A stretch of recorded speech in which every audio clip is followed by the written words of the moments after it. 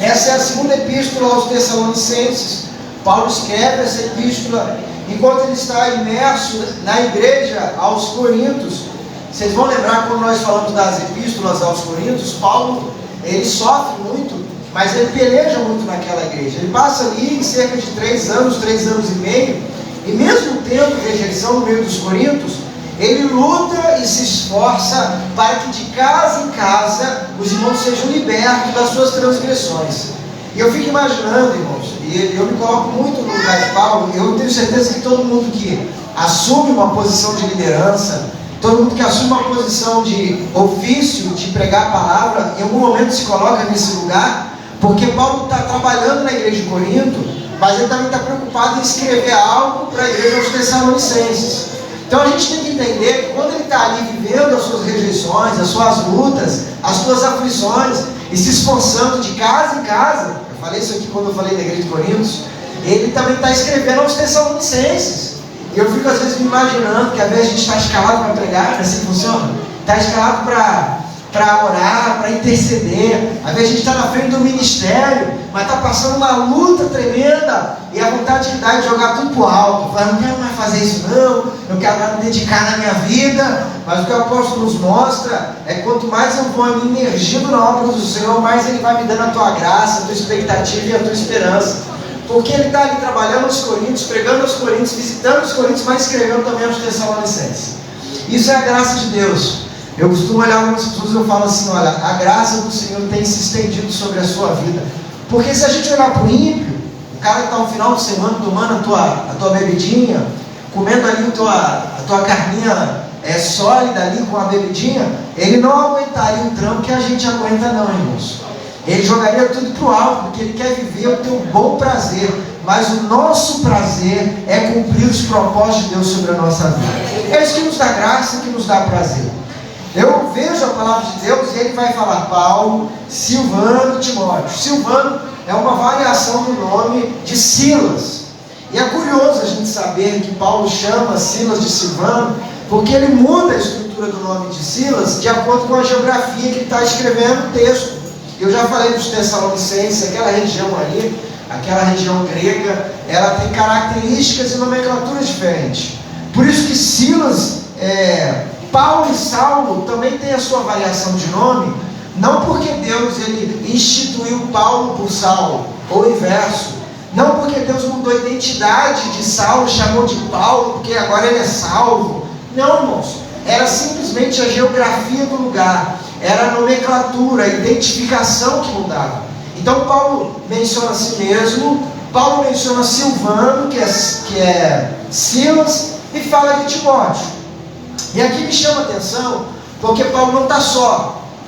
Em nenhum momento, nessas escritas, Paulo está sozinho. Quando Paulo vai para a casa de Lídia, ele não está sozinho, está com Silas ali.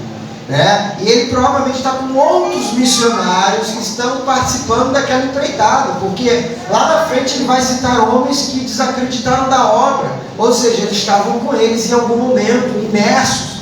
E a irmã orou aqui, muito bem colocado, falou, em algum momento na nossa trajetória, algumas pessoas desistirão de caminhar conosco, mas a trajetória não é nossa, ela é de Deus, nós vamos dar continuidade, porque o Deus que iniciou a boa obra, Ele é fiel para dar continuidade, para que possamos cumprir, não os meus planos, mas os planos de Deus sobre nossas vidas.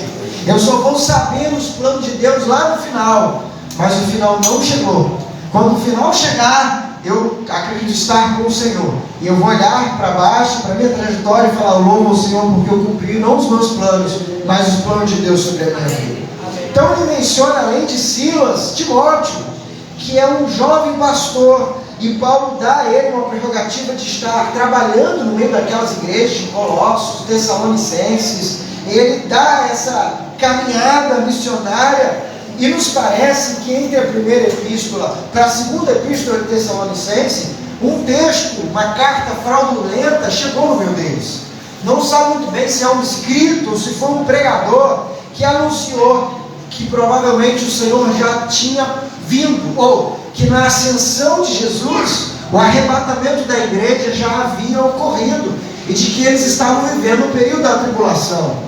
Quando a gente começa a associar os textos, a gente descobre que entre a primeira e a segunda epístola, a igreja aos Tessalonicenses sofreu uma grande perseguição. Nós temos mais de 50 anos de igreja aqui. A Rosana tem mais de 50 anos de igreja. 50 anos de existência. De vez em quando eu olho para o Severino, ou para alguns vão falar assim: você já viu muito isso, não já é? Dá uma risadinha. Porque para aqueles que novos são da fé, algumas coisas chamam a atenção por ser novos, mas para aqueles que já estão no caminho há muito tempo, é uma grande repetição e uma tentativa de Satanás de atrapalhar a caminhada da igreja. Mas o Senhor já profetizou que a porta que o Senhor abre, o inimigo não fecha, o homem não fecha, porque a igreja ela dá continuidade. Eu estou com 39 anos, nasci, meu pai já era ministro evangélico da Igreja Metodista Wesleyana. Já passei por muitas, só no meu ministério foram 6 igrejas, o ministério dele acho que vamos por umas 12. E eu já vi muita coisa que hoje eu entendo que é uma mera repetição, uma mera tentativa de Satanás de ofuscar a igreja. E o meu coração sempre é muito tranquilo de que a obra de Deus ninguém pode impedir. Quando Deus está na frente da trajetória, Ele vai abrir o caminho, Ele abre o mar, Ele nos faz caminhar sobre o mar quando o nível está muito alto, porque aquele que começa a obra termina. E quando eu olho a palavra de Deus, e eu vejo que houve algo, alguém, uma epístola fraudulenta, uma carta que incentivou os irmãos, alguns ficaram entristecidos, porque se o Senhor já havia arrebatado, é por isso que eu particularmente, por ser metodista wesleyano, por ser pentecostal, eu não creio, irmãos, não creio que nós vamos passar a tribulação. E 1 e 2 Tessalonicenses é uma epístola que vai nos dar menção acerca disso, porque Paulo vai combater esse texto. E eu vi um estudo bíblico de uma dessas igrejas de linhas pós-tribulacionista, e até os membros dessa igreja questionam os pastores, porque o texto bíblico ele é muito claro, é muito enfático, de Paulo está recomendando à igreja de que há uma agenda escatológica, há um advento. Então olha, Jesus não voltou e vocês ficaram não, e outra, Jesus também não vai voltar e a igreja vai ficar sendo atribulada não há sentido nenhum eu viver uma vida com Deus, não que eu viva uma vida com Deus para isso, porque daí eu estou sendo corrupto na minha fé, mas não há sentido nenhum nós vivemos uma vida com Deus e Deus ainda assim nos deixar permanecer nesta terra no meio da tribulação, sofrendo as dificuldades da besta de Satanás. O Senhor certamente nos trouxe Mateus capítulo 7, Mateus capítulo 24, 1 e 2 Tessalonicenses, Apocalipse, de que Ele preservaria a igreja da grande luta, da grande labuta, da grande prova. E aquilo que nós estamos vivendo hoje nada mais são do que sinais da vinda de Cristo, mas a tribulação ainda não chegou. Porque quando ela vier, o Espírito de Deus se afastará da terra, porque aquele que é o detentor do Espírito não estará aqui. E quem é o detentor do Espírito Santo de Deus, irmãos? Somos nós. Deus disse: permanecei-vos em Jerusalém, até que do alto eu vos envio o Consolador. Foi para o mundo ou foi para a igreja? Foi para a igreja. Porque a igreja ela se fortalece, capacita, ela fica cheia do poder de Deus para anunciar a salvação. Mas quando a igreja for resgatada, o Espírito sai. E aquele que é o destruidor, ele então terá maior autoridade no terreno, onde a ação do Espírito não está mais presente. Então a gente percebe, e a Bíblia nos mostra que alguns equívocos doutrinários foram trazidos no meio da igreja. O primeiro deles, nós falamos na semana passada, mas Paulo cita mais uma vez aqui, é que alguns dos irmãos se desanimaram da vida social. E eles começaram a viver um descaso com o presente. Muitos deixaram seus trabalhos na expectativa de que o Messias estava voltando. A nossa expectativa com a vida de Deus não pode abonar a nossa relação como cidadão. Jesus está voltando. Você está salvo, amém? Mas não significa que você não é um cidadão terreno. Você está aqui, você é terra, e você vive na terra, e você tem que plantar na terra, porque isso está profetizado lá em Gênesis, até como uma forma de punição, para que você possa comer do fruto. Eu falei em 1 Tessalonicenses que Paulo advertiu alguns crentes que não estavam mais vivendo a tua vida de forma digna, e alguns deles começaram a se aglomerar na igreja, e a igreja começou a viver uma dependência de mantê-los através da fé. E Paulo diz: negativo, o propósito da igreja não é esse. A gente faz assistencialismo, mas a igreja não vive para assistencialismo. Nós temos ONGs que fazem um trabalho muito melhor do que a igreja, porque o grande alimento da igreja é a palavra de Deus. Igreja que tem assistencialismo e não prega a palavra é ONG. E ONG está cheio no mundo. A grande palavra de transformação são as escrituras sagradas. A gente vai ver nas histórias. Se não me engano, o nome do pastor é Jim Jones. Depois alguém pode me corrigir, você pode pesquisar na internet. Ao final da década de 80, filho de pastores batistas nos Estados Unidos, ele convence uma congregação inteira de que Deus tinha dado a ele a revelação da vinda e do retorno de Cristo. A coisa foi tão forte, impactante, que ele convenceu toda aquela comunidade a ir para a América Central. Nos Estados Unidos tem todo tipo de religiões. Lá tem a igreja de Satã, lá tem os Quakers, que vivem em uma comunidade isolada do mundo, sem internet. Eles plantam aquilo que eles comem, tem todo tipo de segmento. E esse pastor, ele convence cerca de 400 pessoas a ir para a América Central, porque o Senhor estava vindo. O dia, a data e a hora passou, ele deu mais um dia, data, hora, o Senhor não voltou, deu mais um dia, data, hora, e convenceu aquelas 400 pessoas de que Jesus já havia voltado, de que eles deveriam dar fim à tua vida para encontrar com o Senhor. E naquele momento houve um suicídio coletivo. Pastor, mas por que ninguém fez nada? Porque ninguém sabia onde eles estavam. Ele conseguiu suprir com 400 pessoas.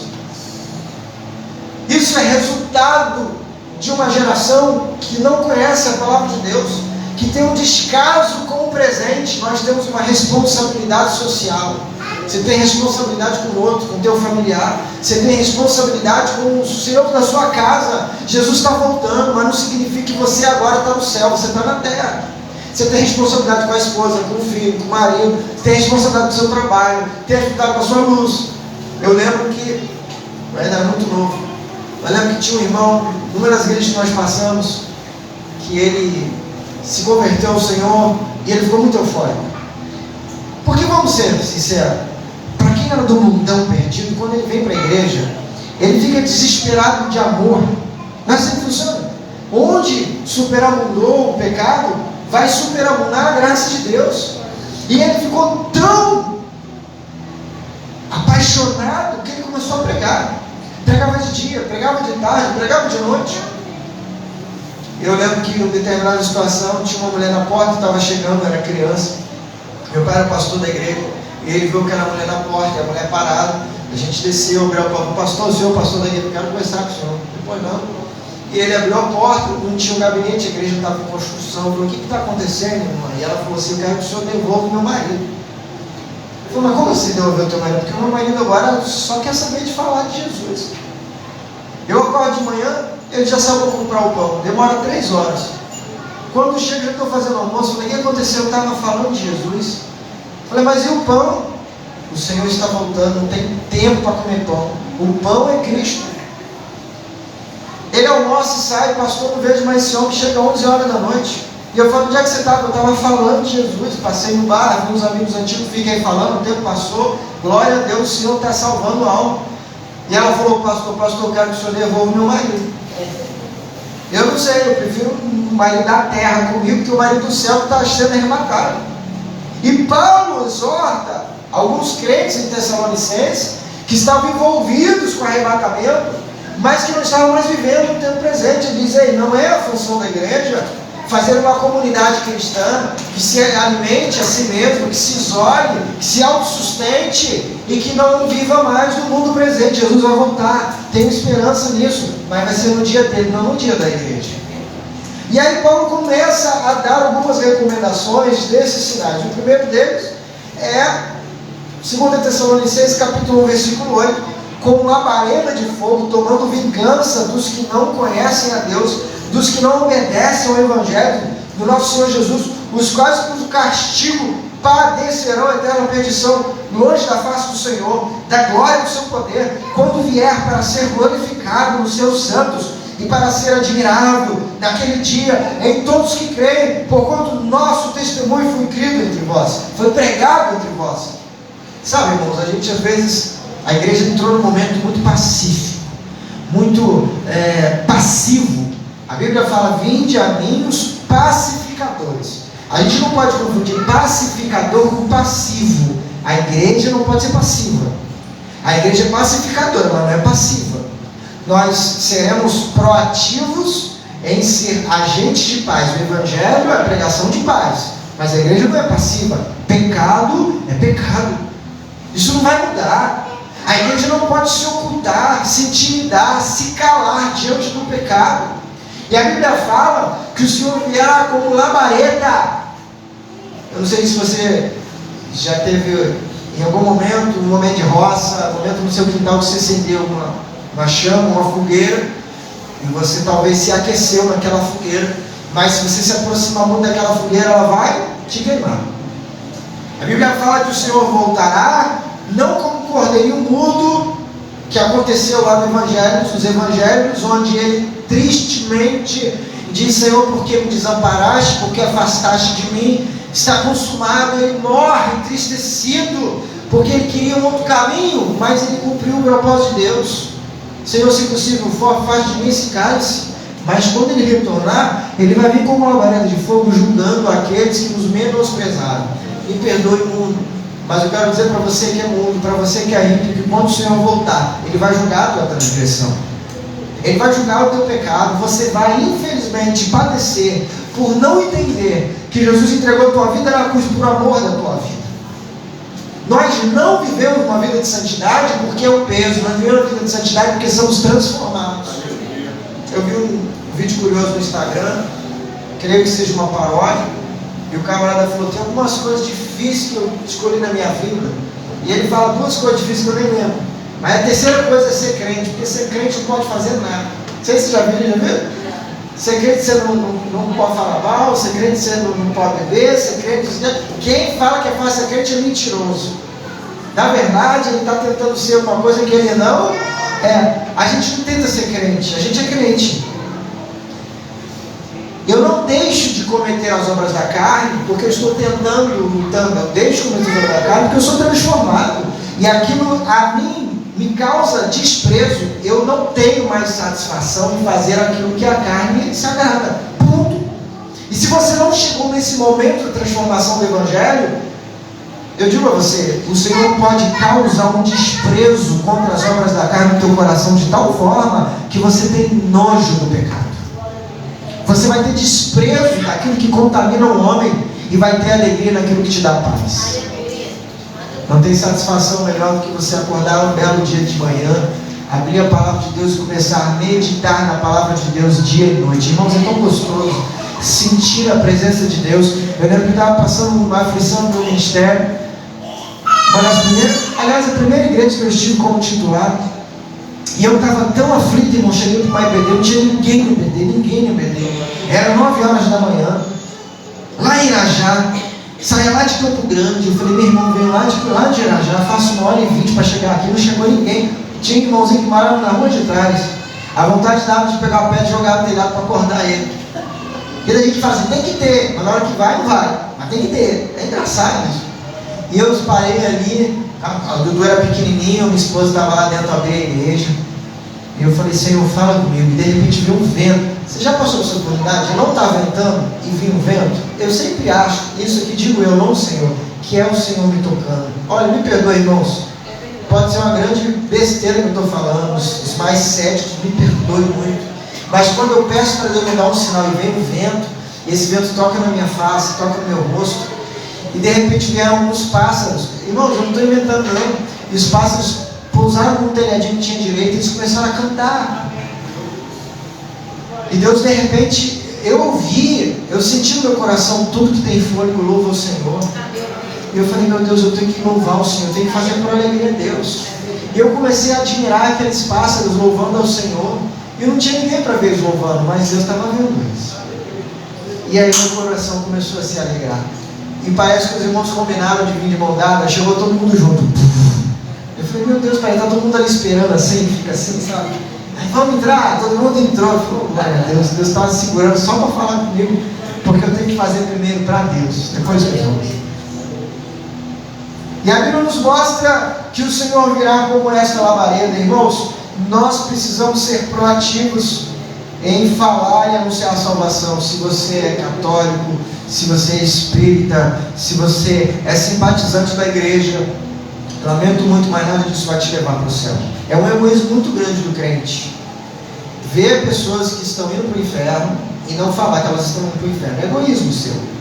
Talvez o Senhor até nos cobre da nossa fraqueza bíblica, porque quando a gente olha os homens de Deus, eles eram cheios de autoridade.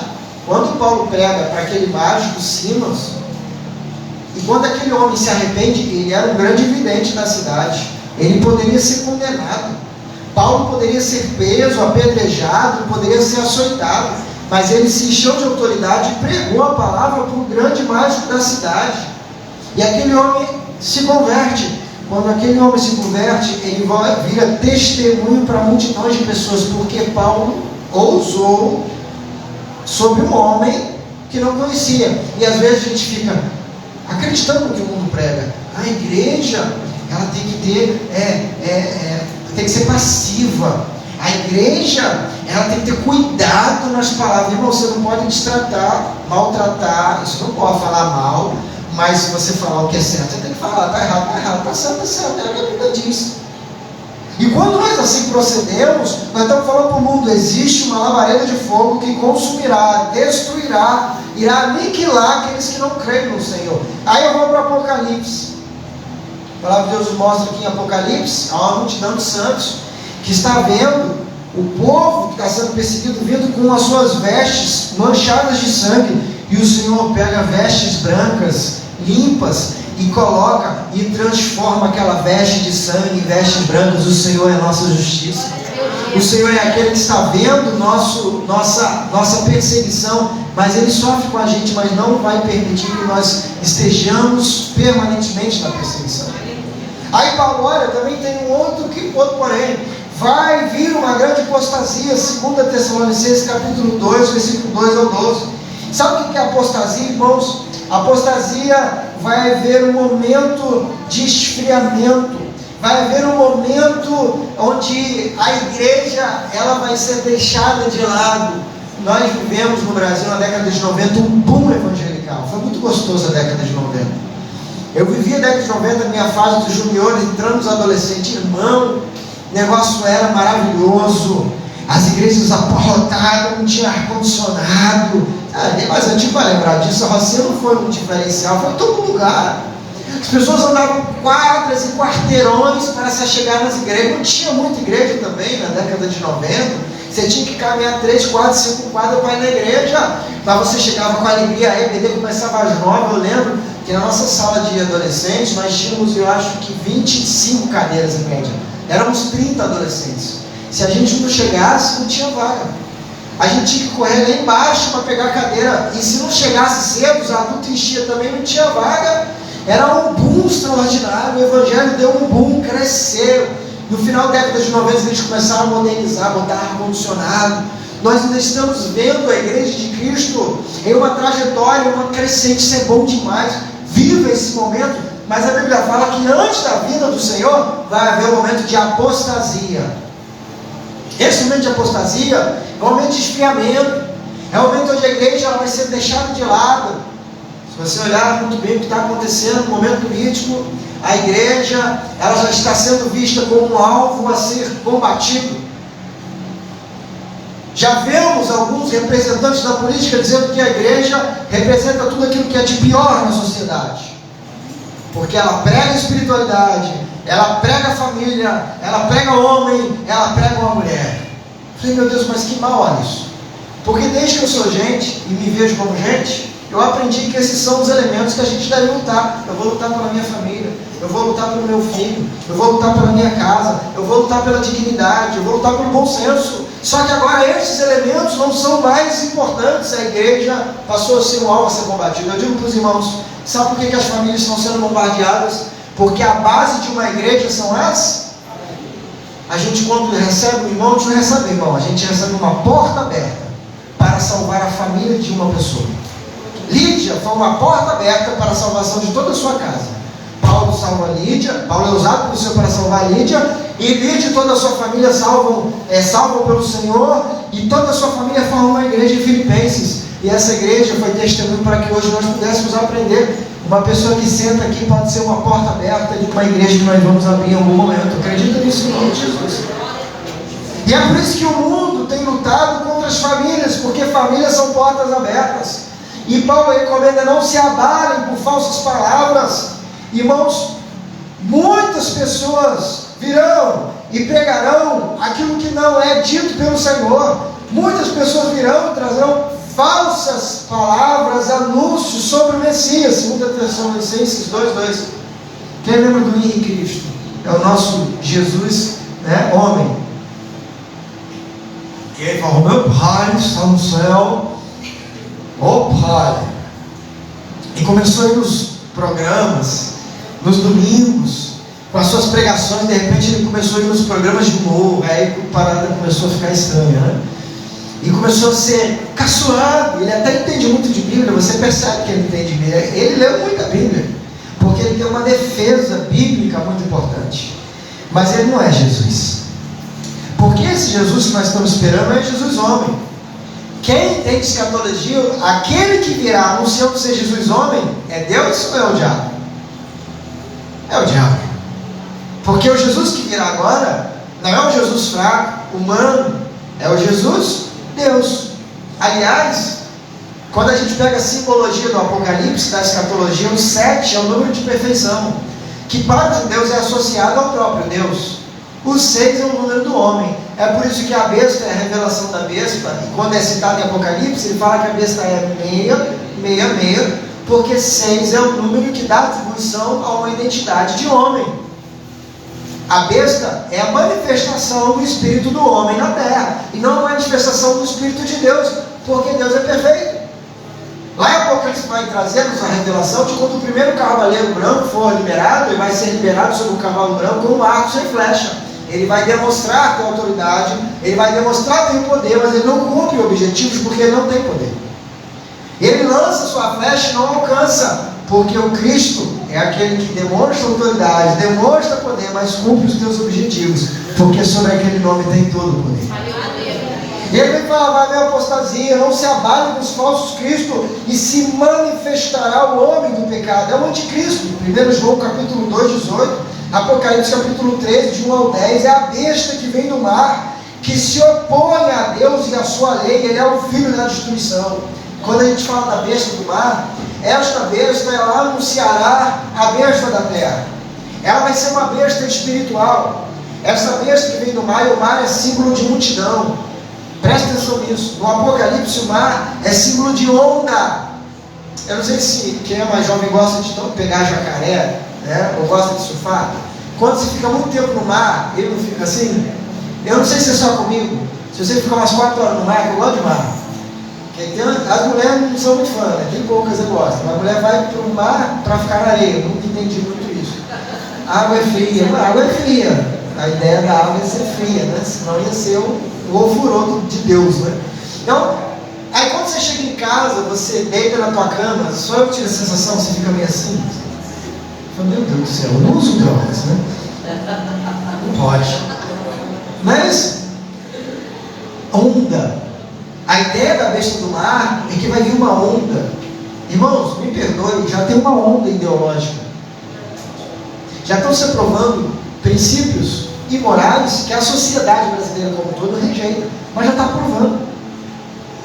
A legalização de drogas já se iniciou. A legalização de aborto virá depois. Não há escape para uma geração que está dando continuidade à perversidade. E é por isso que nós clamamos: Maranata, ora vem Senhor Jesus.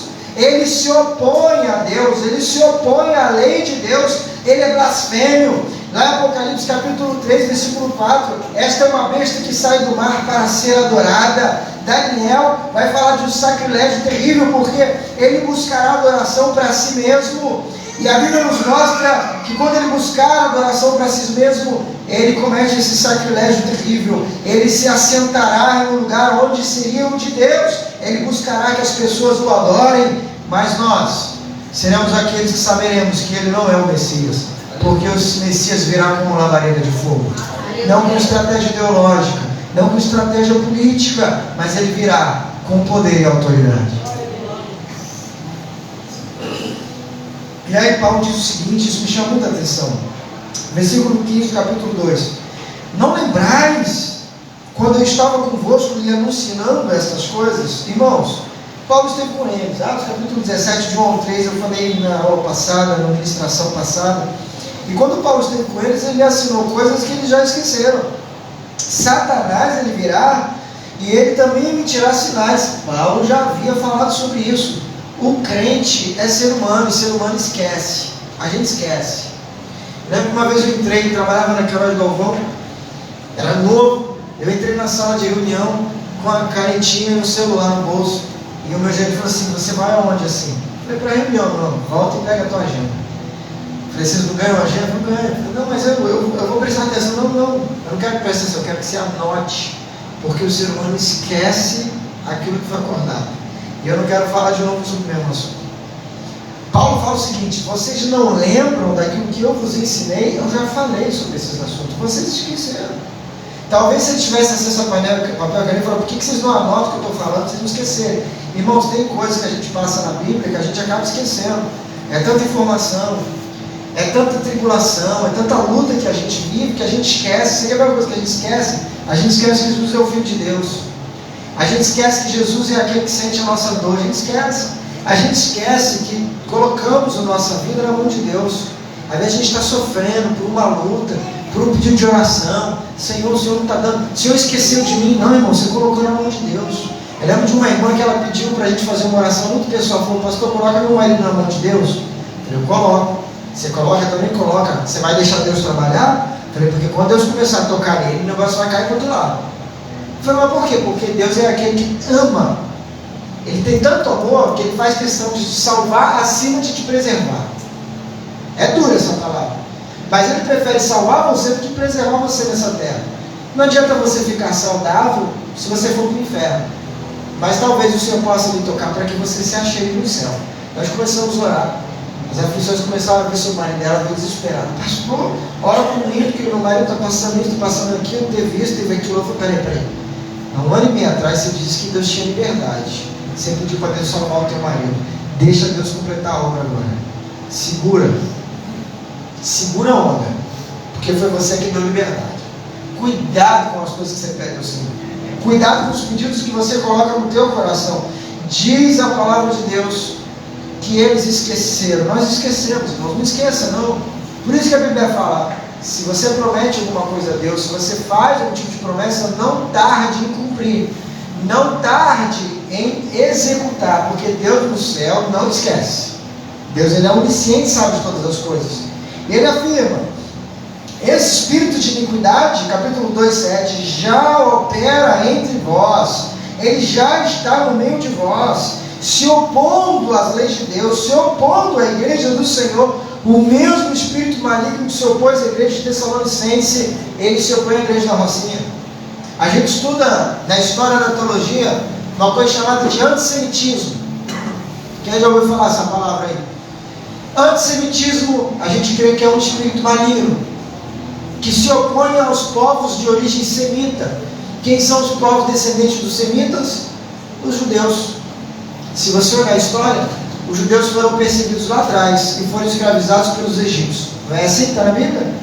Se fala muito de escravidão racial, mas a escravidão, ela é antiga, irmãos. Ela não é do século XV. A escravidão é do século passado. São dos milênios passados, já haviam escravos. Os judeus foram escravizados pelos egípcios. Lá na frente, os judeus foram perseguidos pelos árabes. Aí levanta Hitler. Hitler, dentro da lei, aplaudido pela população alemã, nunca se esqueça isso. Hitler agiu dentro da lei. Nem sempre a lei de um país está dentro da lei da Bíblia. Nem sempre as leis dos países vão estar dentro das leis bíblicas. Hitler, através da lei, perseguiu os judeus, colocou-os no campo de concentração e eles foram perseguidos. Espírito antisemitismo, antissemita, é aquele que persegue aqueles que são descendentes de Sem, da tribo, da árvore genealógica de Sem, e ali estão os judeus. E a gente vê que esse espírito manifesto se levantará contra a igreja de Cristo, que já tem se levantado. E nós já estamos sendo caçoados, debochados, perseguidos, afrontados, amedrontados. Tem crente que está evitando compartilhar textos bíblicos, porque tem medo daquilo que as pessoas dirão. E vez por hora você está compartilhando a palavra de Deus, alguém vem te corrigindo. Não, negativo, nem assim não. Você precisa ter amor, meu irmão. O amor que eu conheço é Jesus. O amor que eu aprendi é aquele que se entregou, deu a tua vida por amor de nós e falou: aquele que crê em mim será salvo, quem não crê em mim já está condenado. O amor que eu creio é aquele que renuncia a todas as coisas para viver uma nova vida. Se não for assim, não tem amor. Que amor é esse que você não respeita o próximo? Que amor é esse que é incapaz de abrir mão das suas próprias paixões, dos seus próprios prazeres? Isso não é amor, irmãos. Isso é paixão, isso é loucura. Mas para mim a grande loucura é seguir a Jesus Cristo Todo-Poderoso. Por isso que Paulo ele diz: olha, estáis firmes na palavra, das tradições que nós pregamos, ou das epístolas que nós enviamos. O crente precisa estar firme. Você está firme, amém? Nós temos muitas aflições, nós temos muitas dores, nós passamos muitas lutas. Irmão, se você tiver um tema de necessidade na tua casa, eu vou te fazer uma recomendação muito gostosa, muito boa. Feche o teu quarto, abre a tua palavra, começa a falar com Deus. Eu duvido que você não vai sair do teu quarto transformado. Eu duvido que você não sai transformado. Eu duvido que o Senhor não toque no teu coração, ou que Ele levante uma pessoa para te dar uma palavra de ânimo. Eu duvido. Eu duvido que o Senhor não fale com aqueles que desejam se aproximar dEle, porque Ele é misericordioso. Ele faz isso comigo. Fez o caminho da igreja, mas quando ele dobra o joelho e fala: Deus, eu sei que você existe. Deus toca no coração dele. E o crente recusa aquilo que Deus já deu. Lá em Atos capítulo 2, nós temos o Consolador, que é a obra do Espírito Santo de Deus sobre nossas vidas. Nos capacita, nos fortalece, nos dá vitória, nos faz vencer, nos enche de unção, de poder e de autoridade. Aleluia. O Espírito Santo está presente no meio de nós, irmãos. E nós precisamos estar firmes na palavra que Deus deixou a nós, confiados em Deus, estejamos firmes.